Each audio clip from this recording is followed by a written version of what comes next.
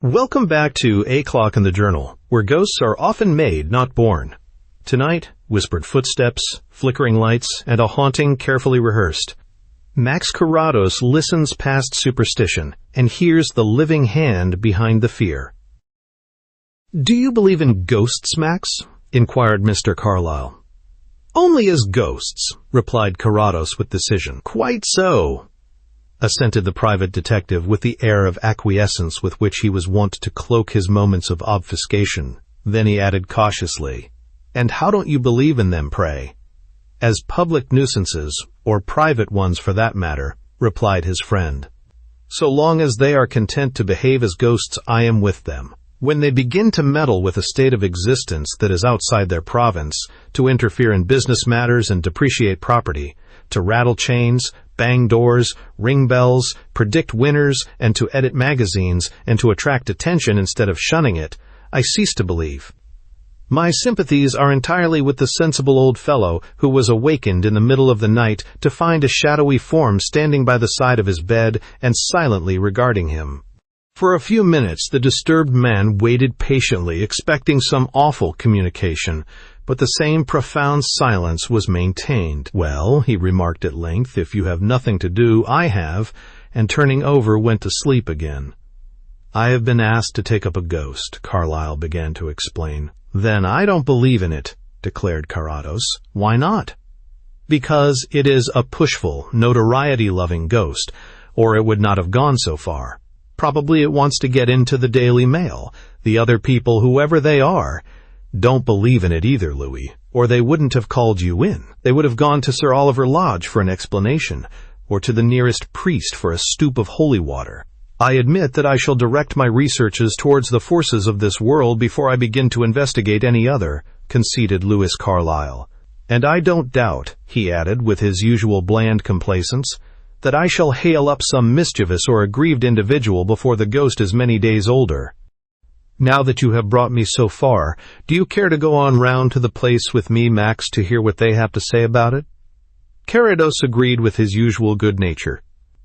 He rarely met his friend without hearing the details of some new case, for Carlyle's practice had increased vastly since the night when chance had led him into the blind man's study. They discussed the cases according to their interest, and there the matter generally ended so far as Max Carrados was concerned, until he casually heard the result subsequently from Carlyle's lips, or learned the sequel from the newspaper. But these pages are primarily a record of the methods of the one man whose name they bear, and therefore for the occasional case that Carrados completed for his friend, there must be assumed the unchronicled scores which the inquiry agent dealt capably with himself.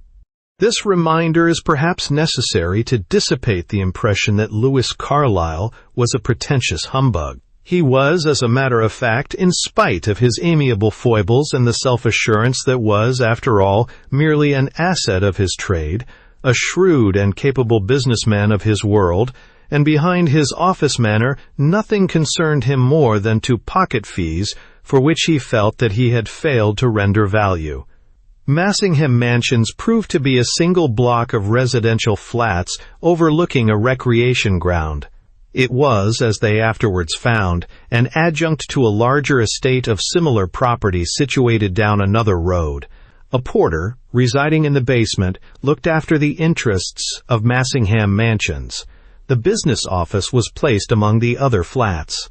On that morning it presented the appearance of a well-kept, prosperous enough place, a little dull, a little unfurnished, a little depressing perhaps, in fact faintly reminiscent of the superfluous mansions that stand among broad, weedy roads on the outskirts of overgrown seaside resorts.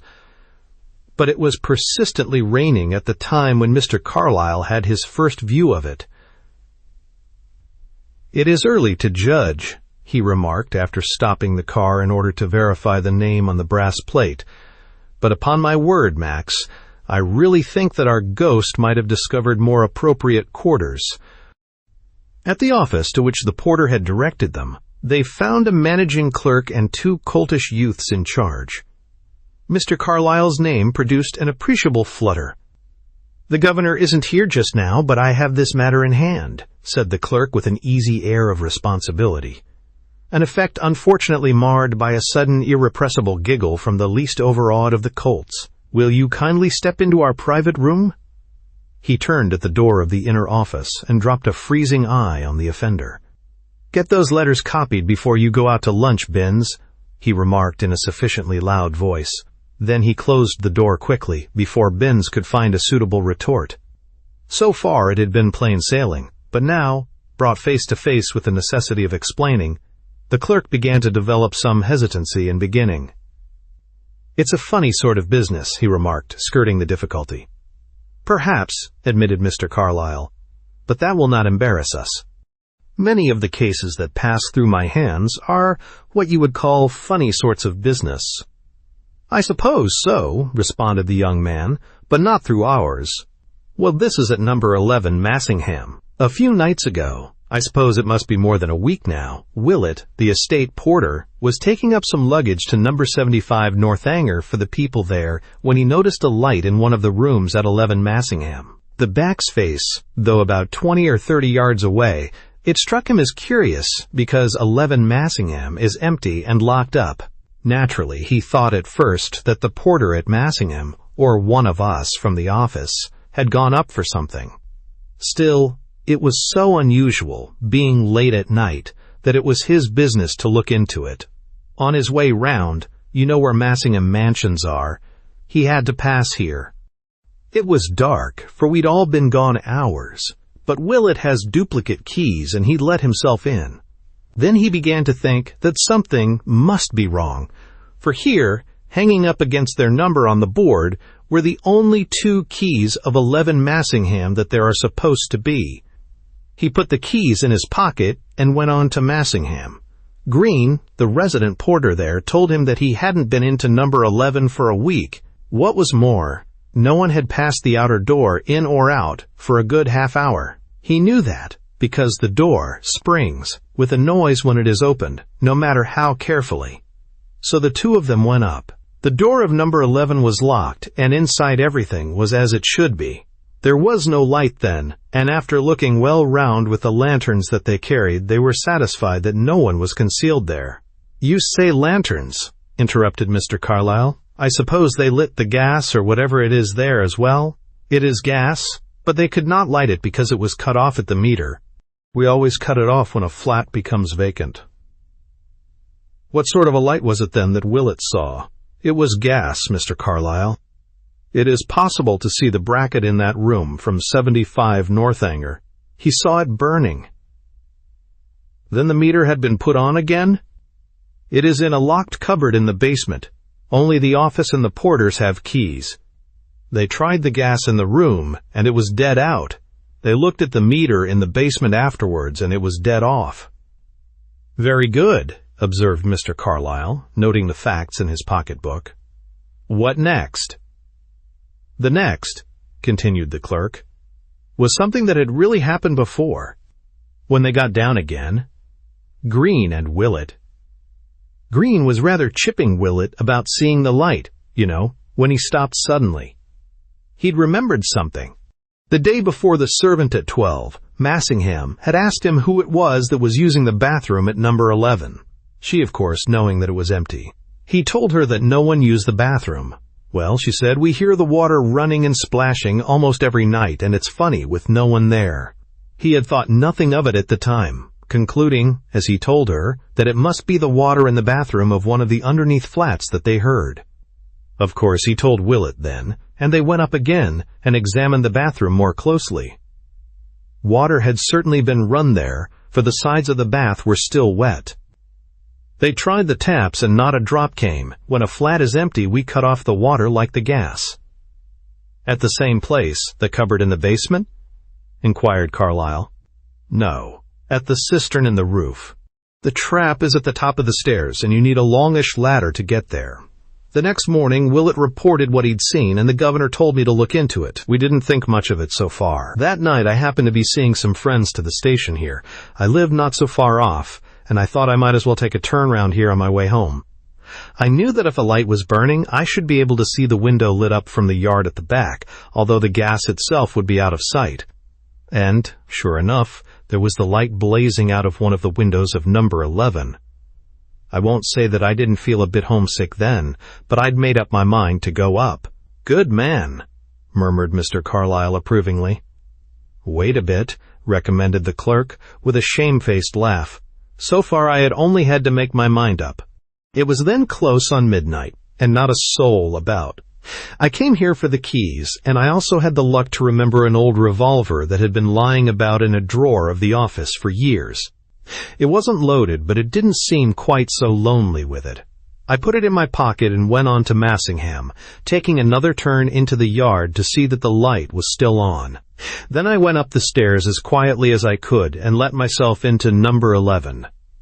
"You didn't take Willett or Green with you?" The clerk gave Mr. Carlyle a knowing look, as of one smart man who will be appreciated by another. "Willett's a very trustworthy chap," he replied, "and we have every confidence in him.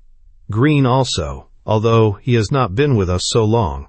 But I thought it just as well to do it on my own, you understand, Mr. Carlyle. You didn't look in at Massingham on your way? Well, if you had, you would have seen that there is a pane of glass above every door, frosted glass to the hall doors, and plain over each of those inside. It's to light the halls and passages, you know. Each flat has a small square hall and a longish passage leading off it.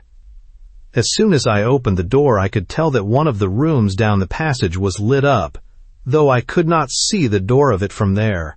Then I crept very quietly through the hall into the passage. A regular stream of light was shining from above the end door on the left. The room, I knew, was the smallest in the flat. It's generally used for a servant's bedroom or sometimes for a box room. It was a bit thick, you'll admit, right at the end of a long passage and midnight, and after what the others had said. "Yes, yes," assented the inquiry agent. "But you went on?" I went on, tiptoeing without a sound. I got to the door, took out my pistol, put my hand almost on the handle, and then— Well, prompted Mr. Carlyle as the narrator paused provokingly, with the dramatic instinct of an expert raconteur. "What then?" "Then the light went out. While my hand was within an inch of the handle, the light went out, as clean as if I had been watched all along and the thing timed. It went out all at once, without any warning, and without the slightest sound from the beastly room beyond. And then it was as black as hell in the passage, and something seemed to be going to happen." "What did you do?" "I did a slope," acknowledged the clerk frankly. "I broke all the records down that passage, I bet you. You'll laugh, I dare say, and think you would have stood, but you don't know what it was like. I'd been screwing myself up, wondering what I should see in that lighted room when I opened the door, and then the light went out like a knife, and for all I knew, the next second the door would open on me in the dark, and Christ only knows what come out. Probably I should have run also," conceded Mr. Carlyle tactfully. "And you, Max?" "You see, I always feel at home in the dark," apologized the blind man. "At all events, you got safely away, mister?" "My name's Elliot," responded the clerk. "Yes, you may bet I did. Whether the door opened, and anybody or anything came out or not, I can't say. I didn't look. I certainly did get an idea that I heard the bathwater running and swishing as I snatched at the hall door. But I didn't stop to consider that either.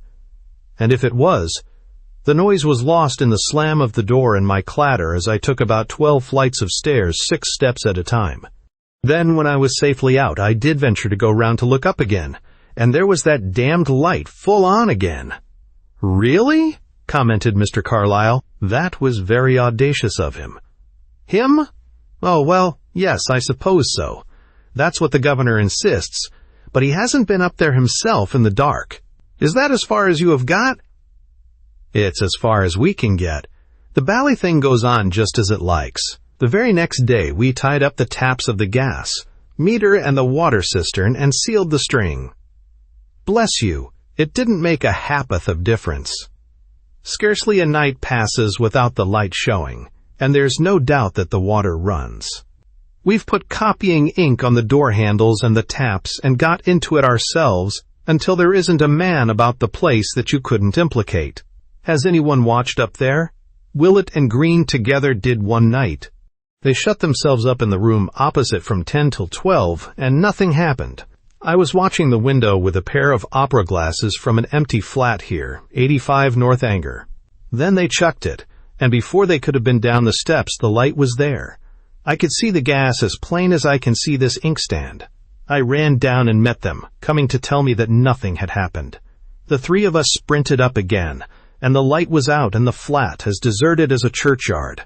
What do you make of that?" "It certainly requires looking into," replied Mr. Carlyle diplomatically. "Looking into! Well, you're welcome to look all day and all night too, Mr. Carlyle. It isn't as though it was an old baronial mansion, you see, with sliding panels and secret passages. The place has the date over the front door, 1882 to 1882, and haunted. By gosh! It was built for what it is, and there isn't an inch unaccounted for between the slates and the foundation. These two things, the light and the water running, are the only indications there have been?" asked Mr. Carlyle. "So far as we ourselves have seen or heard." I ought perhaps to tell you of something else, however. When this business first started, I made a few casual inquiries here and there among the tenants. Among others, I saw Mr. Belting, who occupies number 9 Massingham, the flat directly beneath number 11. It didn't seem any good making up a cock-and-bull story, so I put it to him plainly. Had he been annoyed by anything unusual going on at the empty flat above? "If you mean your confounded ghost up there, I have not been particularly annoyed," he said at once, "but Mrs. Belting has, and I should advise you to keep out of her way, at least until she gets another servant." Then he told me that their girl, who slept in the bedroom underneath the little one at number 11, had been going on about noises in the room above, footsteps and tramping and a bump on the floor, for some time before we heard anything of it. Then one day she suddenly said that she'd had enough of it and bolted. That was just before Willett first saw the light. "It is being talked about, then, among the tenants?" "You bet," assented Mr. Elliot pungently. "That's what gets the governor. He wouldn't give a continental if no one knew, but you can't tell where it will end. The people at Northanger don't half like it either. All the children are scared out of their little wits, and none of the slavies will run errands after dark. It'll give the estate a bad name for the next 3 years if it isn't stopped." "It shall be stopped," declared Mr. Carlyle impressively. "Of course we have our methods for dealing with this sort of thing, but in order to make a clean sweep it is desirable to put our hands on the offender in flagrante delicto. Tell your, principal not to have any further concern in the matter. One of my people will call here for any further details that he may require during the day. Just leave everything as it is in the meanwhile. Good morning, Mr. Elliot. Good morning." "A fairly obvious game, I imagine, Max," he commented as they got into the car, "although the details are original and the motive not disclosed as yet. I wonder how many of them are in it." "Let me know when you find out," said Carrados, and Mr. Carlyle promised. Nearly a week passed, and the expected revelation failed to make its appearance. Then, instead, quite a different note arrived. "My dear Max, I wonder if you formed any conclusion of that Massingham Mansions affair from Mr. Elliot's refined narrative of the circumstances? I begin to suspect that Trigget, whom I put on, is somewhat of an ass, though a very remarkable circumstance has come to light which might, if it wasn't a matter of business, offer an explanation of the whole business by stamping it as inexplicable. You know how I value your suggestions. If you happen to be in the neighborhood, not otherwise, Max, I protest, I should be glad if you would drop in for a chat. Yours sincerely, Lewis Carlyle." Carrados smiled at the ingenuous transparency of the note. He had thought several times of the case since the interview with Elliot, chiefly because he was struck by certain details of the manifestation that divided it from the ordinary methods of the bogey raiser, an aspect that had apparently made no particular impression on his friend. He was sufficiently interested not to let the day pass without happening to be in the neighborhood of Bampton Street.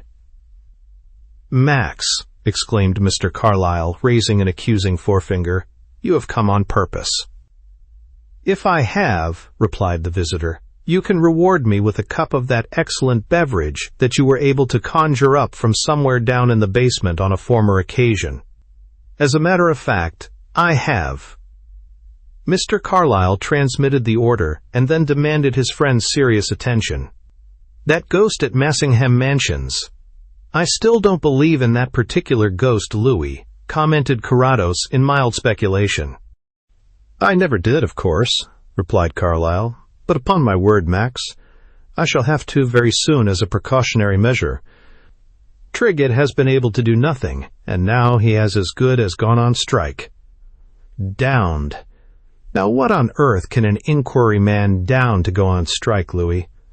Notebooks? So Trigget has got a chill, like our candid friend Elliot, eh? He started all right, said that he didn't mind spending a night or a week in a haunted flat, and to do him justice, I don't believe he did at first. Then he came across a very curious piece of forgotten local history, a very remarkable, coincidence in the circumstances, Max. "I was wondering," said Carrados, "when we should come up against that story, Louis." "Then you know of it," exclaimed the inquiry agent in surprise. "Not at all. Only I guessed it must exist. Here you have the manifestation associated with two things which in themselves are neither usual nor awe-inspiring, the gas and the water. It requires some association to connect them up, to give them point and force. That is the story." "Yes," assented his friend, "that is the story, and upon my soul, in the circumstances, well, you shall hear it. It comes partly from the newspapers of many years ago, but only partly, for the circumstances were successfully hushed up in a large measure, and it required the stimulated memories of ancient scandalmongers to fill in the details." "Oh yes, it was a scandal, Max, and would have been a great sensation too, I do not doubt. Only they had no proper pictorial press in those days. Poor beggars. It was very soon after Massingham Mansions had been erected. They were called Enderby House in those days, by the way, for the name was changed on account of this very business. The household at number 11 consisted of a comfortable, middle-aged married couple and one servant, a quiet and attractive young creature, one is led to understand. As a matter of fact, I think they were the first tenants of that flat. "The first occupants give the soul to a new house," remarked the blind man gravely. "That is why empty houses have their different characters." "I don't doubt it for a moment," assented Mr. Carlyle in his incisive way, "but none of our authorities on this case made any reference to the fact. They did say, however, that the man held a good and responsible position, a position for which high personal character and strict morality were essential. He was also well known and regarded in quiet but substantial local circles where serious views prevailed. He was, in short, a man of notorious respectability." The first chapter of the tragedy opened with the painful death of the prepossessing handmaiden. Suicide, poor creature. She didn't appear one morning, and the flat was full of the reek of gas. With great promptitude, the master threw all the windows open and called up the porter. They burst open the door of the little bedroom at the end of the passage, and there was the thing as clear as daylight for any coroner's jury to see. The door was locked on the inside, and the extinguished gas was turned full on. It was only a tiny room, with no fireplace, and the ventilation of a closed, well-fitting door and window was negligible in the circumstances. At all events, the girl was proved to have been dead for several hours when they reached her, and the doctor who conducted the autopsy crowned the convincing fabric of circumstances when he mentioned as delicately as possible that the girl had a very pressing reason for dreading an inevitable misfortune that would shortly overtake her. The jury returned the obvious verdict. There have been a great many undiscovered crimes in the history of mankind, Max, but it is by no means every ingenious plot that carries. After the inquest, at which our gentleman doubtless cut a very proper and impressive figure, the barbed whisper began to insinuate, and to grow in freedom. It is surely impossible to judge how these things start, but we know that when once they have been begun, they gather material like an avalanche. It was remembered by someone at the flat underneath that late on the fatal night, a window in the principal bedroom above had been heard to open, top and bottom, very quietly. Certain other sounds of movement in the night did not tally with the tale of sleep-wrapped innocence. Skeptical busybodies were anxious to demonstrate practically to those who differed from them on this question that it was quite easy to extinguish a gas jet in one room by blowing down the gas pipe in another, And in this connection there was evidence that the lady of the flat had spoken to her friends more than once of her sentimental young servant's extravagant habit of reading herself to sleep occasionally with the light full on. Why was nothing heard at the inquest, they demanded, of the curious fact that an open novelette lay on the counterpane when the room was broken into? 100 trifling circumstances were adduced, arrangements that the girl had been making for the future down to the last evening of her life, interpretable hints that she had dropped to her acquaintances, her views on suicide, and the best means to that end. A favorite topic, it would seem, among her class, her possession of certain comparatively expensive trinkets on a salary of a very few shillings a week, and so on. Finally, some rather more definite and important piece of evidence must have been conveyed to the authorities, for we know now that one fine day a warrant was issued. Somehow rumor preceded its execution. The eminently respectable gentleman with whom it was concerned did not wait to argue out the merits of the case. He locked himself in the bathroom, and when the police arrived, they found that instead of an arrest, they had to arrange the details for another inquest. "A very convincing episode," conceded Carrados in response to his friend's expectant air. "And now her spirit passes the long winter evenings turning the gas on and off, and the one amusement of his consists in doing the same with the bathwater, or the other way about, Louis. Truly, one half the world knows not how the other half lives. All your cheap humor won't induce Trigget to spend another night in that flat, Max," retorted Mr. Carlyle. "Nor, I am afraid, will it help me through this business in any other way." "Then I'll give you a hint that may," said Carrados. "Try your respectable gentleman's way of settling difficulties." "What is that?" demanded his friend. "Blow down the pipes, Louis." "Blow down the pipes," repeated Carlyle. "At all events, try it. I infer that Mr. Trigget has not experimented in that direction." "But what will it do, Max?" "Possibly it will demonstrate where the other end goes to." "But the other end goes to the meter." "I suggest not. Not without some interference with its progress. I have already met your Mr. Trigget, you know, Louis. An excellent and reliable man within his limits, but he is at his best posted outside the door of a hotel waiting to see the co-respondent go in. He hasn't enough imagination for this case, not enough to carry him away from what would be his own obvious method of doing it to what is someone else's equally obvious but quite different method. Unless I am doing him an injustice, he will have spent most of his time trying to catch someone getting into the flat to turn the gas and water on and off, whereas I conjecture that no one does go into the flat because it is perfectly simple, ingenious but simple, to produce these phenomena without. Then, when Mr. Trigget has satisfied himself that it is physically impossible for anyone to be going in and out, and when, on the top of it, he comes across this romantic tragedy, a tale that might psychologically explain the ghost simply because the ghost is molded on the tragedy, then, of course, Mr. Trigget's mental process is swept away from its moorings and his feet begin to get cold. "This is very curious and suggestive," said Mr. Carlyle. "I certainly assumed. But shall we have Trigget up and question him on the point? I think he ought to be here now, if he isn't detained at the Bull." Carrados assented, and in a few minutes Mr. Trigget presented himself at the door of the private office. He was a melancholy-looking, middle-aged little man, with an ineradicable air of being exactly what he was, and the searcher for deeper or subtler indications of character would only be rewarded by a latent pessimism grounded on the depressing probability that he would never be anything else. "Come in, Trigget," called out Mr. Carlyle when his employee diffidently appeared. "Come in. Mr. Carrados would like to hear some of the details of the Massingham Mansions case." "Not the first time I have availed myself of the benefit of your inquiries, Mr. Trigget," nodded the blind man. "Good afternoon." "Good afternoon, sir," replied Trigget with gloomy deference. "It's very handsome of you to put it in that way, Mr. Carrados, sir, but this isn't another Tarperley Templeton case, if I may say so, sir. That was as plain as a pikestaff after all, sir, when we saw the pikestaff, Mr. Trigget." "Yes, it was," admitted Carrados with a smile. "But this is insoluble? Ah, well, when I was a boy, I used to be extraordinarily fond of ghost stories, I remember.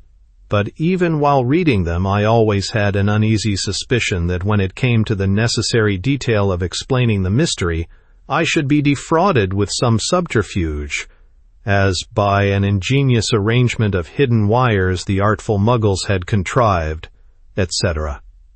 Or an optical illusion effected by means of concealed mirrors revealed the modus operandi of the apparition.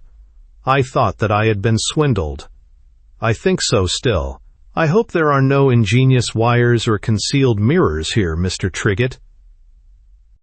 Mr. Trigget looked mildly sagacious, but hopelessly puzzled. It was his misfortune that in him the necessities of his business and the proclivities of his nature were at variance, so that he ordinarily presented the curious anomaly of looking equally alert and tired. "Wires, sir," he began with faint amusement. "Not only wires, but anything that might account for what is going on," interposed Mr. Carlyle. "Mr. Carrados means this, Trigget. You have reported that it is impossible for anyone to be concealed in the flat, or to have secret access to it. I have tested every inch of space in all the rooms, Mr. Carrados, sir," protested the hurt Trigget. "I have examined every board and, you may say, every nail in the floor, the skirting boards, the window frames, and in fact wherever a board or a nail exists. There are no secret ways in or out. Then I have taken the most elaborate precautions against the doors and windows being used for surreptitious ingress and egress. They have not been used, sir. For the past week I am the only person who has been in and out of the flat, Mr. Carrados. And yet, night after night, the gas that is cut off at the meter is lit and turned out again, and the water that is cut off at the cistern splashes about in the bath up to the second I let myself in. Then it's as quiet as the grave, and everything is exactly as I left it. It isn't human, Mr. Carrados, sir, and flesh and blood can't stand it. Not in the middle of the night, that is to say." "You see nothing further, Mr. Trigget?" "I don't indeed, Mr. Carrados. I would suggest doing away with the gas in that room altogether. As a box room, it wouldn't need one." "And the bathroom?" "That might be turned into a small bedroom, and all the water fittings removed. Then to provide a bathroom—" Yes, interrupted Mr. Carlyle impatiently, "but we are retained to discover who in causing this annoyance and to detect the means, not to suggest structural alterations in the flat, Trigget. The fact is that after having put in a week on this job, you have failed to bring us an inch nearer its solution. Now Mr. Carrados has suggested—" Mr. Carlyle was not usually detained among the finer shades of humor, but some appreciation of the grotesqueness of the advice required him to control his voice as he put the matter in its baldest form. "Mr. Carrados has suggested that instead of spending the time measuring the chimneys and listening to the wallpaper, if you had simply blown down the gas pipe." Carrados was inclined to laugh, although he thought it rather too bad of Louis. "Not quite in those terms, Mr. Trigget," he interposed. "Blow down the gas pipe, sir?" repeated the amazed man. "What for?" "To ascertain where the other end comes out," replied Carlyle.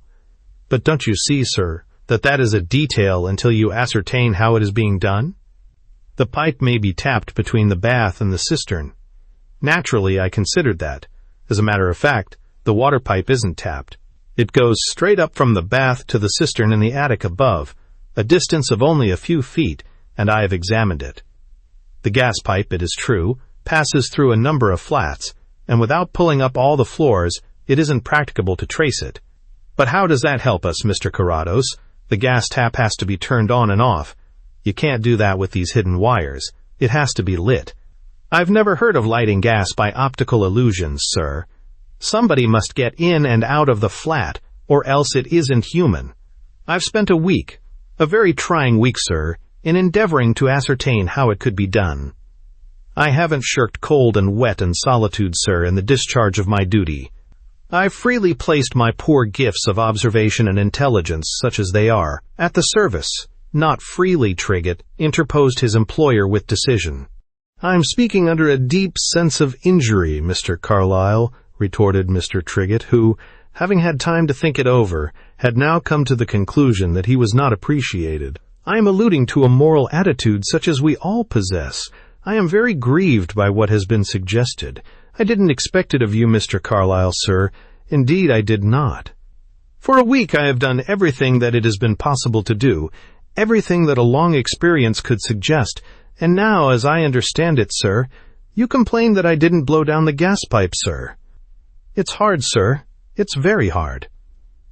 Oh, well, for heaven's sake, don't cry about it, Trigget, exclaimed Mr. Carlyle. You're always sobbing about the place over something or other. We know you did your best. God help you, he added aside. I did, Mr. Carlyle. Indeed I did, sir. And I thank you for that appreciative tribute to my services. I value it highly, very highly indeed, sir. A tremulous note in the rather impassioned delivery made it increasingly plain that Mr. Triggett's regimen had not been confined entirely to solid food that day. His wrongs were forgotten, and he approached Mr. Carrados with an engaging air of secrecy. "What is this tip about blowing down the gas pipe, sir?" he whispered confidentially. The old dog's always willing to learn something new. "Max," said Mr. Carlyle curtly, "is there anything more that we need detain Trigget for?" "Just this," replied Carrados after a moment's thought. "The gas bracket. It has a mantle attachment on?" "Oh, no, Mr. Carrados," confided the old dog with the affectation of imparting rather valuable information. "Not a mantle on. Oh, certainly no mantle." Indeed, not a mantle at all." Mr. Carlyle looked at his friend curiously. It was half evident that something might have miscarried. Furthermore, it was obvious that the warmth of the room and the stress of emotion were beginning to have a disastrous effect on the level of Mr. Triggett's ideas and speech. "A globe?" suggested Carrados. "A globe? No, sir, not even a globe in the strict sense of the word. No globe, that is to say, Mr. Carrados. In fact, nothing like a globe." "What is there, then?" demanded the blind man without any break in his unruffled patience. "There may be another way, but surely there must be some attachment?" "No," said Mr. Trigget with precision. "No attachment at all. Nothing at all, nothing whatsoever. Just the ordinary or common or penny plain gas jet, and above it the what you may call it thingamabob." "The shade. Gas consumer, of course," exclaimed Carrados. "That is it. The tin thingamabob," insisted Mr. Trigget with slow dignity. "Call it what you will. Its purpose is self-evident. It acts as a disparator, a distributor, that is to say, Louis, struck in Carrados joyously. "Are you good for settling it tonight?" "Certainly, my dear fellow, if you can really give the time." "Good. It's years since I last tackled a ghost. What about?" His look indicated the other member of the council. "Would he be of any assistance?" "Perhaps." "Then." "What time?" "Say 11:30. "Trigget," rapped out his employer sharply, "meet us at the corner of Middlewood and Enderby Roads at 11:30 sharp tonight. If you can't manage it, I shall not require your services again." "Certainly, sir. I shall not fail to be punctual," replied Trigget without a tremor. The appearance of an almost incredible sobriety had possessed him in the face of warning, and both in speech and manner he was again exactly the man as he had entered the room. "I regard it as a great honor, Mr. Carrados, to be associated with you in this business, sir." "In the meanwhile," remarked Carrados, "if you find the time hang heavy on your hands, you might look up the subject of platinum black. It may be the new tip you want." "Certainly, sir. But do you mind giving me a hint as to what platinum black is?" "It is a chemical that has the remarkable property of igniting hydrogen or coal gas by mere contact," replied Carrados. "Think how useful that may be if you haven't got a match." To mark the happy occasion, Mr. Carlyle had insisted on taking his friend off to witness a popular musical comedy. Carrados had a few preparations to make, a few accessories to procure for the night's work, but the whole business had come within the compass of an hour, and the theater spanned the interval between dinner at the Palm Tree and the time when they left the car at the appointed meeting place. Mr. Trigget was already there, in an irreproachable state of normal dejection. Parkinson accompanied the party, bringing with him the baggage of the expedition. "Anything going on, Trigget?" inquired Mr. Carlyle. "I've made a turn round the place, sir, and the light was on," was the reply. "I didn't go up for fear of disturbing the conditions before you saw them." "That was about 10 minutes ago. Are you going into the yard to look again?" "I have all the keys, of course." "Do we, Max?" queried Mr. Carlyle. "Mr. Trigett might." "We need not all go. He can catch us up again." He caught them up again before they had reached the outer door. "It's still on, sir," he reported. "Do we use any special caution, Max?" asked Carlyle. "Oh, no, just as though we were friends of the ghost, calling in the ordinary way." Trigett, who retained the keys, preceded the party up the stairs till the top was reached.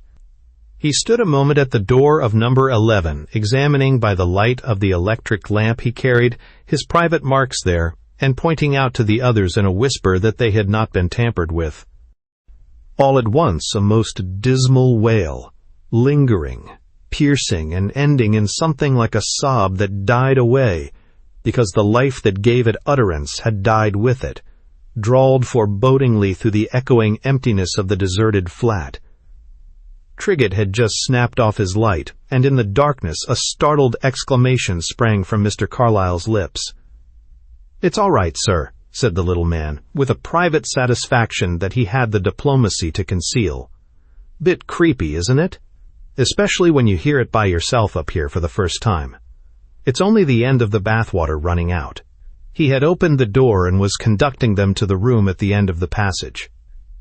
A faint aurora had been visible from that direction when they first entered the hall, but it was cut off before they could identify its source. "That's what happens," muttered Trigett. He threw open the bedroom door without waiting to examine his marks there, and they crowded into the tiny chamber. Under the beams of the lamps they carried, it was brilliantly, though erratically, illuminated. All turned towards the central object of their quest, a tarnished gas bracket of the plainest description. A few inches above it hung the metal disc that Trigett had alluded to, for the ceiling was low, and at that point it was brought even nearer to the gas by corresponding with the slant of the roof outside, with the prescience so habitual with him that it had ceased to cause remark among his associates. Carrados walked straight to the gas bracket and touched the burner. "Still warm," he remarked. "And so are we getting now. A thoroughly material ghost, you perceive, Lewis." "But still turned off, don't you see, Mr. Carrados, sir?"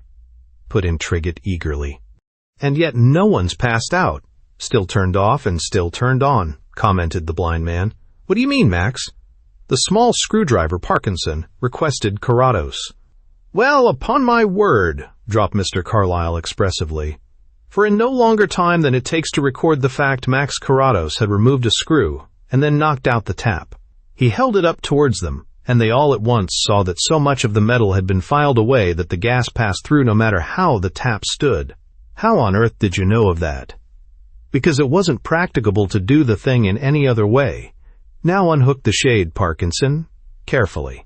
The warning was not altogether unnecessary, for the man had to stand on tiptoes before he could comply. Carrados received the dingy metal cone and lightly touched its inner surface. "Ah, here, at the apex to be sure," he remarked. "The gas is bound to get there. And there, Louis, you have an ever-lit and yet a truly safety match. So far as gas is concerned, you can buy the thing for $1, I believe." Mr. Carlyle was examining the tiny apparatus with interest. So small that it might have passed for the mummy of a midget hanging from a cobweb, it appeared to consist of an insignificant black pellet and an inch of the finest wire. I've never heard of it. And this will really light the gas?" "As often as you like. That is the whole bag of tricks." Mr. Carlyle turned a censorious eye upon his lieutenant, but Trigett was equal to the occasion and met it without embarrassment. "I hadn't heard of it either, sir," he remarked conversationally. "Gracious, what won't they be getting out next, Mr. Carlyle? Now for the mystery of the water." Carrados was finding his way to the bathroom, and they followed him down the passage and across the hall. "In its way, I think that this is really more ingenious than the gas, for, as Mr. Trigett has proved for us, the water does not come from the cistern. The taps, you perceive, are absolutely dry." "It is forced up?" suggested Mr. Carlyle, nodding towards the outlet.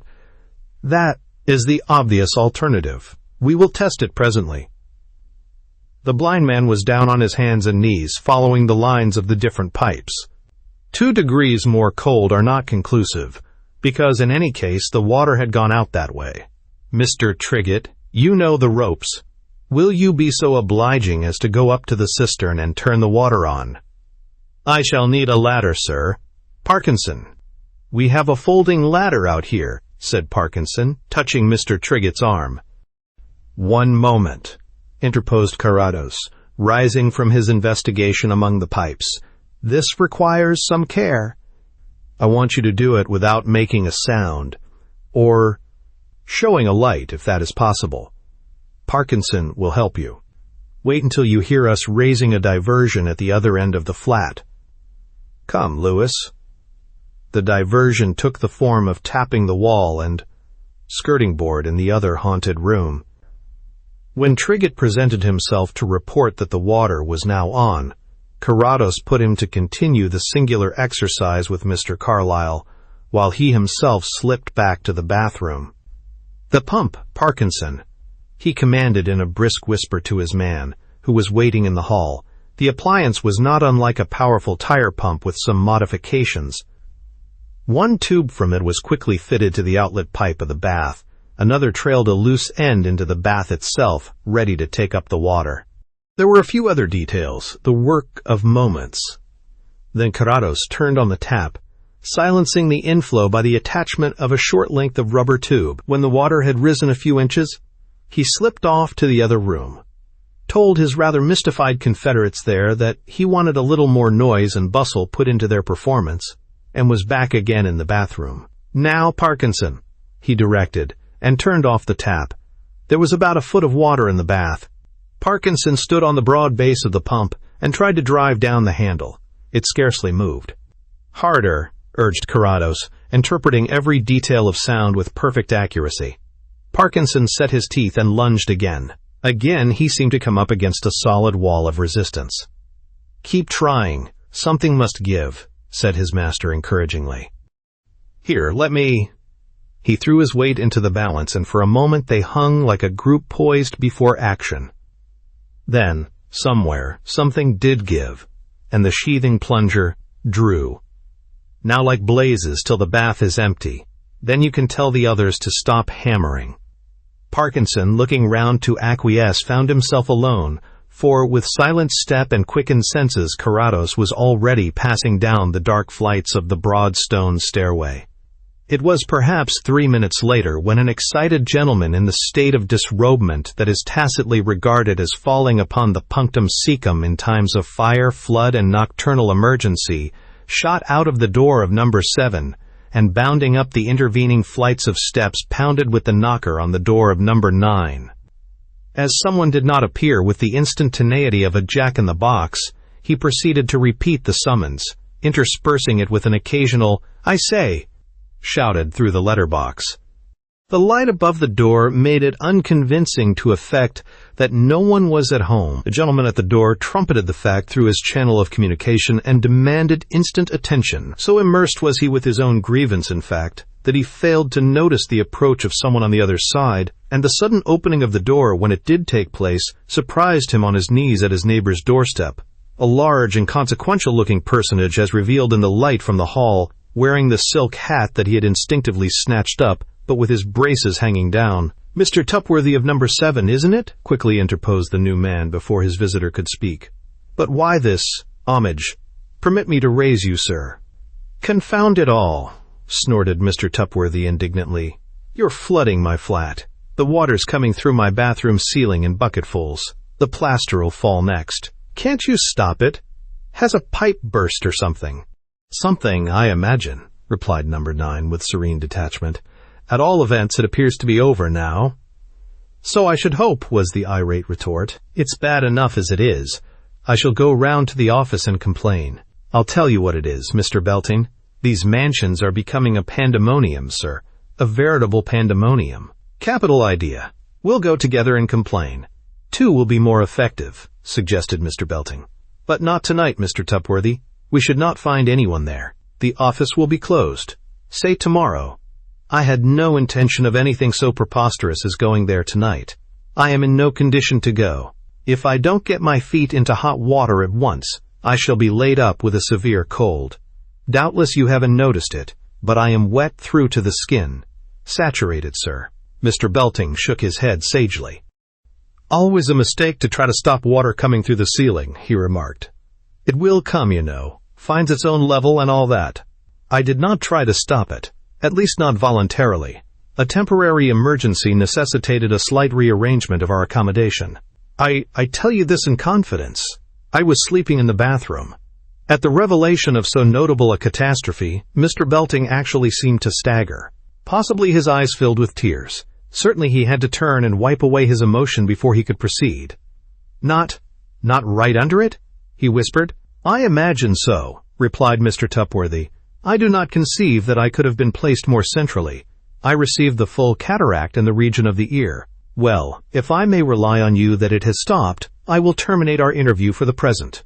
Good night, responded the still tremulous Belting. Good night, or good morning to be exact. He waited with the door open to light the first flight of stairs for Mr. Tupworthy's descent. Before the door was closed, another figure stepped down quietly from the obscurity of the steps leading upwards. Mr. Belting, I believe? Said the stranger. My name is Carrados. I have been looking over the flat above. Can you spare me a few minutes? What, Mr. Max Carrados? The same, smiled the owner of the name. Come in, Mr. Carrados, exclaimed Belting, not only without embarrassment, but with positive affection in his voice. Come in by all means. I've heard of you more than once. Delighted to meet you. This way. I know. He put a hand on his guest's arm and insisted on steering his course until he deposited him in an easy chair before a fire. This looks like being a great night. What will you have? Carrados put the suggestion aside and raised a corner of the situation. I'm afraid that I don't come altogether as a friend, he hinted.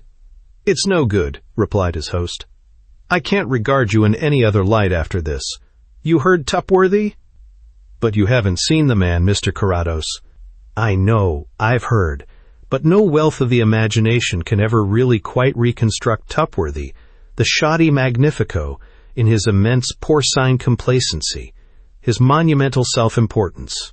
And sleeping right underneath. Gods, but we have lived tonight. Why ever did you stop? You associate me with this business. Associate you. My dear Mr. Carrados, I give you the full glorious credit for the one entirely successful piece of low comedy humor in real life that I have ever encountered. Indeed, in a legal and pecuniary sense, I hold you absolutely responsible. Oh, exclaimed Carrados, beginning to laugh quietly. Then he continued, I think that I shall come through that all right. I shall refer you to Mr. Carlyle, the private inquiry agent, and he will doubtless pass you on to your landlord, for whom he is acting.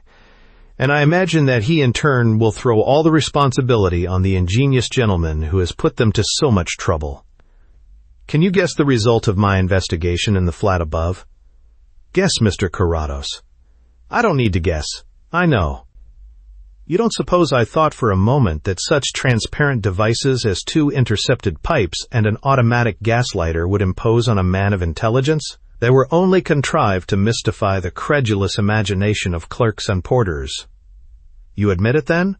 Admit? Good gracious, of course I admit it, Mr. Carrados. What's the use of denying it? Precisely. I am glad you see that. And yet you seem far from being a mere practical joker. Does your confidence extend to the length of letting me into your object? Between ourselves, replied Mr. Belting, I haven't the least objection. But I wish that you would have, say, a cup of coffee. Mrs. Belting is still up, I believe. She would be charmed to have the opportunity. No? Well, just as you like. Now, my object. You must understand, Mr. Carrados, that I am a man of sufficient leisure and adequate means for the small position we maintain. But I am not unoccupied, not idle. On the contrary, I am always busy, I don't approve of any man passing his time aimlessly. I have a number of interests in life, hobbies, if you like. You should appreciate that, as you are a private criminologist. I am, among other things which don't concern us now, a private retributionist. On every side, people are becoming far too careless and negligent. An era of irresponsibility has set in. Nobody troubles to keep his word, to carry out literally his undertakings. In my small way, I try to set that right by showing them the logical development of their ways. I am, in fact, the sworn enemy of anything approaching sloppiness. You smile at that?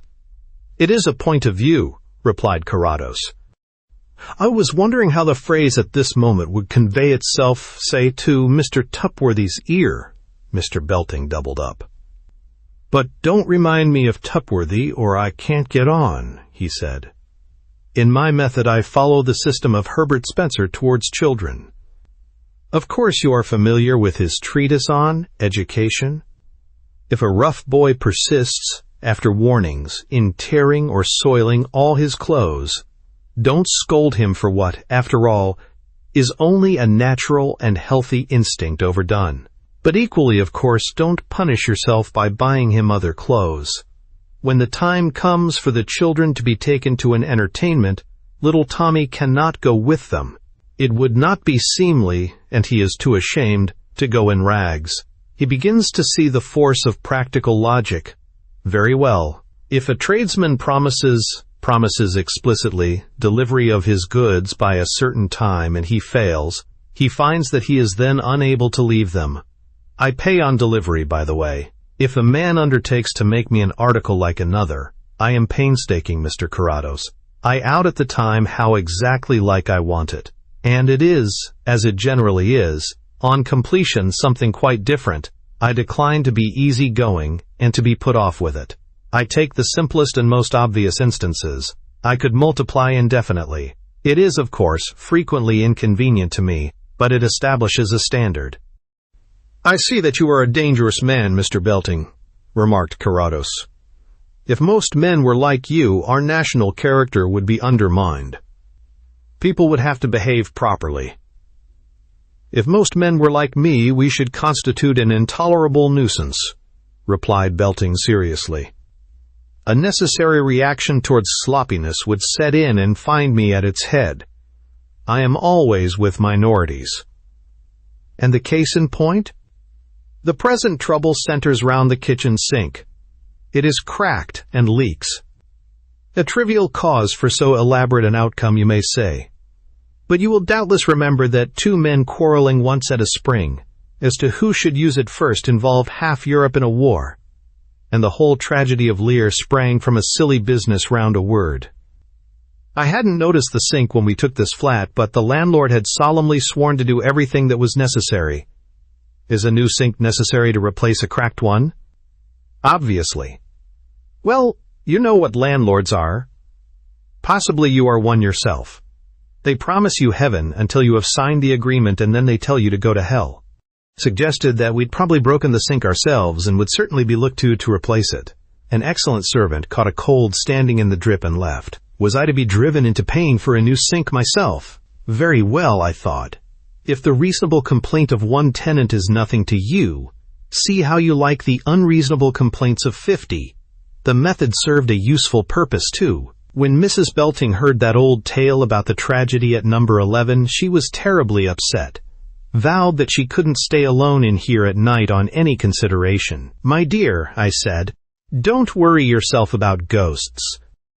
I'll make as good a one as ever lived, and then when you see how it takes other people in, just remember next time you hear of another that someone's pulling the string. And I really don't think that you'll ever be afraid of ghosts again. Thank you, said Carrados, rising. Altogether I have spent a very entertaining evening, Mr. Belting. I hope your retaliatory method won't get you into serious trouble this time. Why should it? Demanded Belting quickly. Oh, well, tenants are complaining the property is being depreciated. The landlord may think that he has legal redress against you, but surely I am at liberty to light the gas or use the bath in my own flat when and how I like. A curious look had come into Mr. Belting's smiling face. A curious note must have sounded in his voice. Carrados was warned and, being warned, guessed. "You are a wonderful man," he said with upraised hand. "I capitulate. Tell me how it is, won't you?" I knew the man at 11. His tenancy isn't really up till March, but he got an appointment in the north and had to go. His 2 unexpired months weren't worth troubling about, so I got him to sublet the flat to me, all quite regularly, for a nominal consideration, and not to mention it. But he gave up the keys. No, he left them in the door, and the porter took them away. Very unwarrantable of him. Surely I can keep my keys where I like. However, as I had another, "Really, Mr. Carrados, you hardly imagine that unless I had an absolute right to be there, I should penetrate into a flat, tamper with the gas and water, knock the place about, tramp up and down." "I go," said Carrados, "to get our people out in haste. Good night." "Good night, Mr. Carrados. It's been a great privilege to meet you. Sorry I can't persuade you."